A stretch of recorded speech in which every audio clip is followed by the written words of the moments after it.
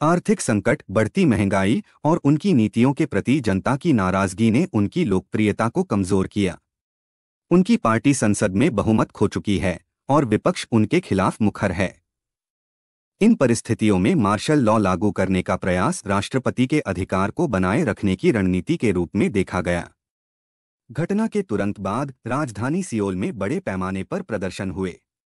जनता ने इसे लोकतंत्र पर हमला बताया और राष्ट्रपति के इस्तीफे की मांग की। दक्षिण कोरियाई संसद ने सर्वसम्मति से मार्शल लॉ हटाने का प्रस्ताव पारित किया।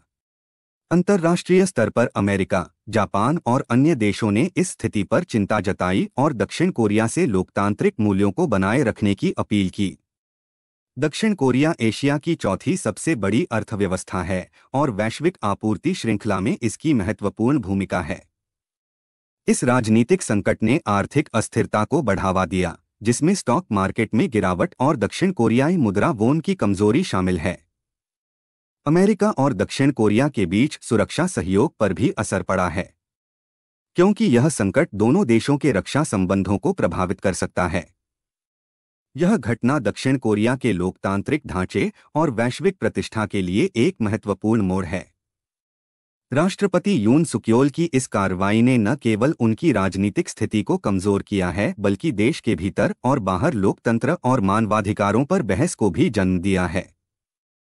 यह देखना महत्वपूर्ण होगा कि आने वाले समय में यह राजनीतिक संकट कैसे सुलझेगा और इसका विश्व पर क्या प्रभाव पड़ेगा। दक्षिण कोरिया के राष्ट्रपति यून सुक योल एक बड़े राजनीतिक संकट का सामना कर रहे हैं। उन्होंने हाल ही में देश में मार्शल लॉ लागू करने का प्रयास किया, जिसे कुछ ही घंटों बाद भारी विरोध और संवैधानिक प्रक्रियाओं के दबाव में वापस ले लिया गया। यह पहली बार है जब देश में 1980 के बाद मार्शल लॉ की घोषणा हुई। विरोधी दलों ने इसे लोकतंत्र पर खतरा बताते हुए राष्ट्रपति के इस्तीफे या महाभियोग की मांग की है।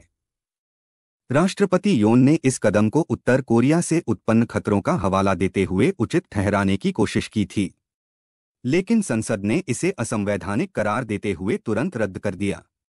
इस दौरान सेना ने संसद पर नियंत्रण करने की कोशिश की, लेकिन विपक्षी नेताओं और नागरिकों के विरोध के चलते इसे रोका गया। राष्ट्रपति की यह घोषणा आर्थिक और राजनीतिक अस्थिरता का कारण बनी, जिसमें दक्षिण कोरियाई मुद्रा वोन में गिरावट और स्टॉक मार्केट में गिरावट देखने को मिली। विरोध प्रदर्शन और हड़तालों के चलते देश में बड़े पैमाने पर विरोध हो रहा है। अमेरिका और अन्य देशों ने इस स्थिति पर शांतिपूर्ण समाधान की उम्मीद जताई है। राष्ट्रपति यून के खिलाफ महाभियोग का प्रस्ताव संसद में लाया गया है और यह उनकी राजनीतिक स्थिति को और कमजोर कर सकता है। दक्षिण कोरिया के राजनीतिक संकट का यह दौर न केवल आंतरिक स्थिरता बल्कि अंतर्राष्ट्रीय कूटनीति पर भी प्रभाव डाल सकता है, क्योंकि यह अमेरिका और जापान जैसे देशों के साथ संबंधों और सुरक्षा सहयोग को प्रभावित कर रहा है। मार्शल लॉ के तहत सरकार ने मीडिया और राजनीतिक गतिविधियों पर प्रतिबंध लगाने का प्रयास किया और संसद भवन पर नियंत्रण करने के लिए सैनिकों का उपयोग किया।